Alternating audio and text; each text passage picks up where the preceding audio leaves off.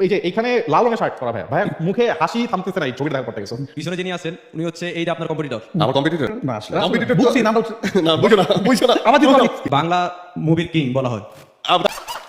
গেমটা দেখলে ইন্টারেস্টিং। আরো বলো, ক্লু দাও। আচ্ছা, তার দুইটা সন্তান এবং দুইটা ওয়াইফ। শাকিব খান। মনে হচ্ছে জানতে পারলেও ভুলটা বলা। এটা কেউ পারে না। আচ্ছা ঠিক আছে ভাই, দেখি আপনি সবগুলো ভুল বলতে জানতে পারেন। পারলো ভুল কিভাবে। আরে আমার মনে হচ্ছে নিশো ভাইয়া ইচ্ছা করেই ভুল করছে, বললো না ভুল করার।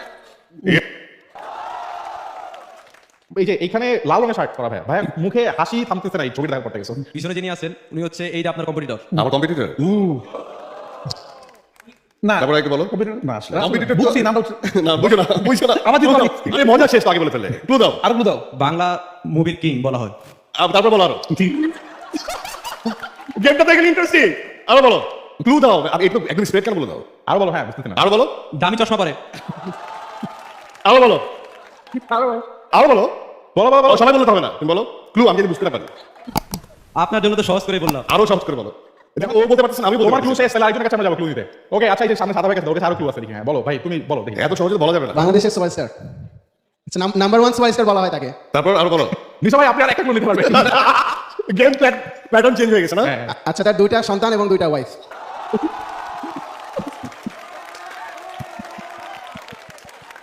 ওকে শাকিব খান।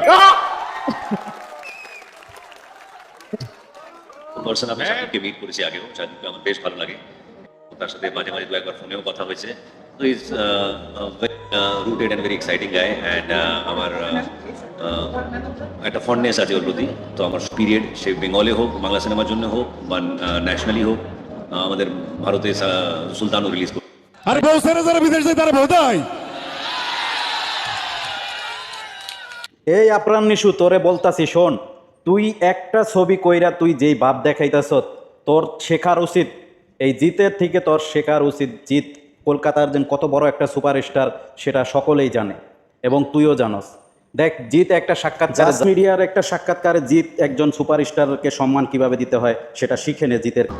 শাকিব আর আমি একসাথে আসি ভারতে, আমি আর সালমান খানও একসাথে আসি। তো সবার নিজস্ব জায়গা আছে। Salman Khan is huge big star, Shakib বাংলাদেশে বড় স্টার।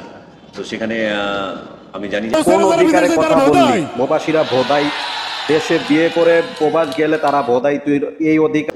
আদারওয়াইজ দেখুন, প্রতিযোগিতা তো সব জায়গায় আছে, সিনেমার ক্ষেত্রে হোক, ব্যবসার ক্ষেত্রে হোক, স্পোর্টস পলিটিক্সের ক্ষেত্রে হোক, যেখানেই যাক প্রতিযোগিতা থাকবেই। আর প্রতিযোগিতা যদি সুস্থভাবে হয় তার থেকে সুন্দর জিনিস কিছু হয় না। সেটা একে অপরকে হেল্প করে আরও কীভাবে বেটার করা যেতে পারে।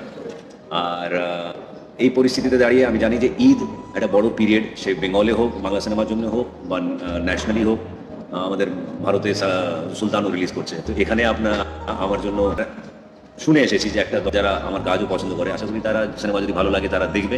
এই সিনেমা ভালো থাকবে, সে কটাই দেখবে। শুভেচ্ছা থাকবে প্রত্যেকটা সিনেমার জন্য। যদি প্রত্যেকটা সিনেমা চলে, ইন্ডাস্ট্রি গ্রো করবে, ইন্ডাস্ট্রি